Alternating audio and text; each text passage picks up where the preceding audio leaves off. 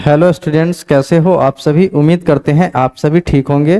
तो स्टूडेंट्स, आज के इस वीडियो में हम लोग पढ़ेंगे पास्ट परफेक्ट टेंस। ठीक है, तो हम लोगों ने पास्ट कंटिन्यूअस टेंस पिछले वीडियो में कर लिया था। तो आज शुरू करते हैं पास्ट परफेक्ट टेंस और समझते हैं कि पास्ट परफेक्ट टेंस क्या होता है, इसका कहाँ यूज कर सकते हैं। तो सबसे पहले यहाँ पे प्यारे बच्चों थंबनेल को देखिएगा। तो थंबनेल कहता है सभी विद्यार्थी के लिए। ये जो क्लास है पास्ट परफेक्ट टेंस, कोई भी विद्यार्थी देखेगा तो उसके लिए ये यूजफुल होगा, कोई भी क्लास में हो। ठीक है, ये डे 7 है। अगर डे 6 तक का वीडियो आपने नहीं देखा है तो प्लेलिस्ट में जा करके उसका वीडियो आप देख सकते हैं, या इसके वीडियो में भी, इस वीडियो के डिस्क्रिप्शन में भी लिंक को डाल दूंगा। ठीक है, इंग्लिश का ग्रामर है, ये टेंस है, 0 से हीरो तक आपको टेंस मैं इसमें सिखा दूंगा। तो यहाँ पर है पास्ट परफेक्ट टेंस। ठीक है, पास्ट परफेक्ट टेंस को समझने से पहले सबसे पहले इसका आपको जानना क्या जरूरी है, जानना इसका आइडेंटिटी जरूरी है प्यारे बच्चों। ठीक है, तो सबसे पहले यहाँ पे लिख देता हूँ क्या, आइडेंटिटी। ठीक है, आइडेंटिटी में इसका क्या आएगा, पास्ट में क्या आएगा, चुका था चुकी थी। ठीक है, चुका था चुकी थी रहेगा तो आप समझ जाइएगा। ठीक है, चुका था चुकी थी चुके थे, ये जो है ये बच्चों को नहीं समझ में आता, इसलिए थोड़ा सा आइडेंटिटी पता होना चाहिए। ठीक है, ताकि आपको समझ में आए। ओके, तो ये हो गया आइडेंटिटी। दूसरा नंबर बात है इसका स्ट्रक्चर जानना जरूरी है। स्ट्रक्चर की बात करूं तो अफर्मेटिव सेंटेंस में होगा क्या, सब्जेक्ट प्लस हेड होगा और साथ में V3 और प्लस में ऑब्जेक्ट हो जाएगा। इसका नेगेटिव सेंटेंस अगर बनाइएगा तो यहाँ पे होगा सब्जेक्ट प्लस में हेड, प्लस में क्या हो जाएगा, नॉट हो जाएगा, और प्लस में V3 प्लस में क्या हो जाएगा, ऑब्जेक्ट हो जाएगा। उसके बाद इंट्रोगेटिव सेंटेंस बनाइएगा तो हेड आगे आ जाएगा। ठीक है, प्लस में क्या होगा, सब्जेक्ट होगा, प्लस में क्या होगा, V3 प्लस में क्या होगा, ऑब्जेक्ट होगा। उसके बाद है interrogative plus negative. Interrogative plus negative बनाइएगा तो हेड होगा और प्लस में सब्जेक्ट होगा, प्लस में नॉट होगा और तब V3 होगा, तब ऑब्जेक्ट हो जाएगा।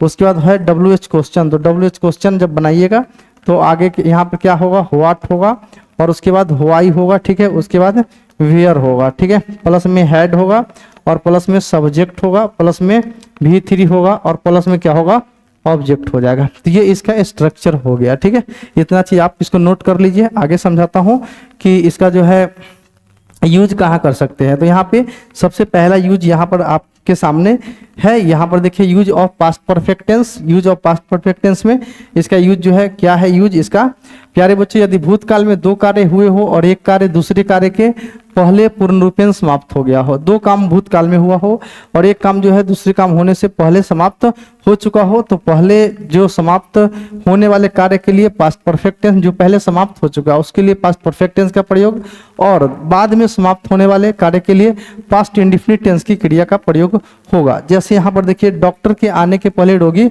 मर चुका था। ठीक है, तो पहले कौन मरा, पहले रोगी मर चुका था, उसके बाद डॉक्टर आया, तो बाद में जो काम होगा उसके लिए पास्ट इंडेफिनिट टेंस बनाएंगे, यानी कि सिंपल पास्ट टेंस पर बनाएंगे।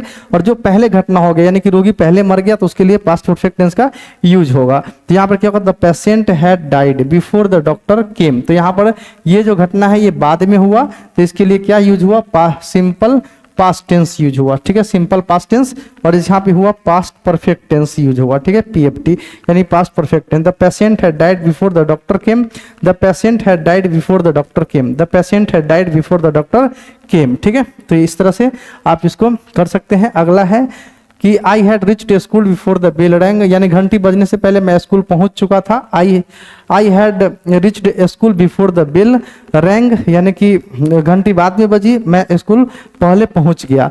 तो जो पहले हुआ उस घटना को पास्ट परफेक्ट टेंस पे और बाद वाला को सिंपल पास्ट पे, और बिफोर का मतलब होता है के पहले, मैं घंटी बजने से पहले ही स्कूल पहुंच गया था।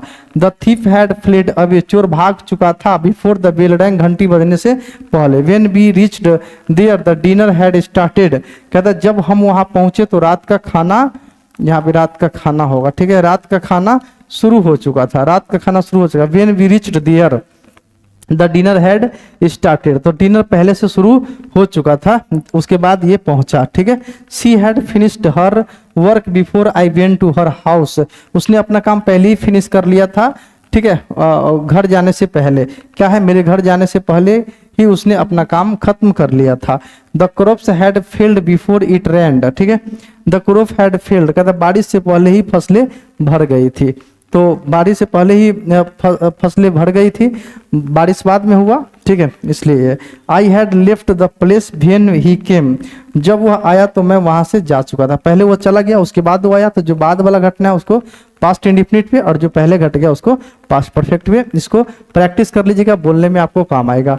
नोट, यहाँ पे नोट क्या कहता है? नोट प्यारे बच्चों, यहाँ पे नोट कहता है कि यदि भूतकाल में दो कार्य हुए हों, एक कार्य दूसरे कार्य के तुरंत बाद, तो कभी उन दोनों कार्यों के बीच इतना कम अंतराल रहता है कि यह बोध ही नहीं होता कि एक कार्य की पूर्ण रूपेण समाप्ति के बाद ही दूसरा कार्य संपादित हुआ। ऐसे वाक्य के दोनों भागों में पास्ट इंडेफिनिट टेंस का प्रयोग होता है।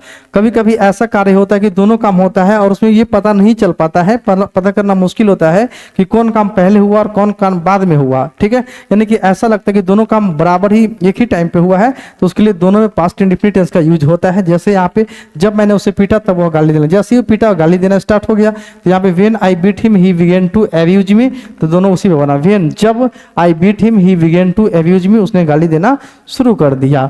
आगे है जब वर्ग समाप्त हुआ तब छात्रगण बाहर चले गए। वर्ग समाप्त हुआ और छात्रगण बाहर चले गए, दोनों काम बहुत कम अंतराल पे हुआ। When the class ended the students went out, when the class ended the students went out, ये चीज हो जाएगा। आगे है दूसरा, कभी कभी वाक्यों के दो भाग नहीं होते परंतु प्रसंग से स्पष्ट रहता है कि अभिष्ट कार्य दूसरे कार्य के बहुत पहले ही समाप्त हो चुका था।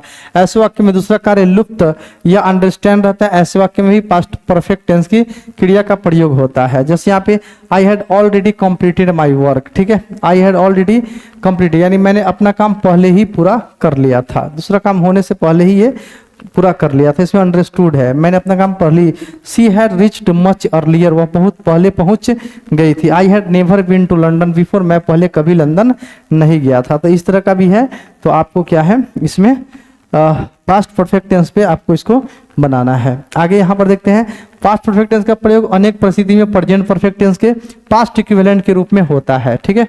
पास्ट इक्विवेलेंट में जैसे प्रेजेंट टेंस में, प्रेजेंट परफेक्ट टेंस में बनाते हैं वही पास्ट परफेक्ट टेंस होता है, बस पास्ट इक्विवेलेंट वही सेम ही घटना पास्ट में घटता है, ठीक है, सेम ही चीज। यहाँ देखिए मैं 10 दिनों से बीमार हूँ या मैं बीमार हूँ, इसके लिए कैसे बनाते हैं? I have been ill for 10 days, है ना, I have been ill for 10 days। और यहाँ पे मैं 10 दिनों से बीमार था, तो हैव के जगह पे केवल हैड जोड़ दीजिएगा, बात बन जाएगा। I had been ill for 10 days, ठीक है, मैं 10 दिनों से बीमार था। I have served in the army since 2005, मैं 2005 से सेना में सेवा कर रहा था। I have served in the army since 2005, मैं 2005 से सेना में सेवारत था, वही बात है। He has not drunk for 10 years, उसने 10 साल से शराब नहीं पी है। He had not drunk for 10 years, उसने 10 साल तक शराब नहीं पी थी, बात बराबर है, ठीक है। आगे यहां पर देखते हैं, तो यही है आज की क्लास में, इतना ही पास्ट परफेक्ट टेंस में है। तो कैसी लगी वीडियो कमेंट करके जरूर बताइए। वीडियो अच्छी लगी तो वीडियो को लाइक और चैनल को सब्सक्राइब कर लीजिएगा। वीडियो देखने के लिए बहुत बहुत धन्यवाद। Thank you for watching my video, thank you very much.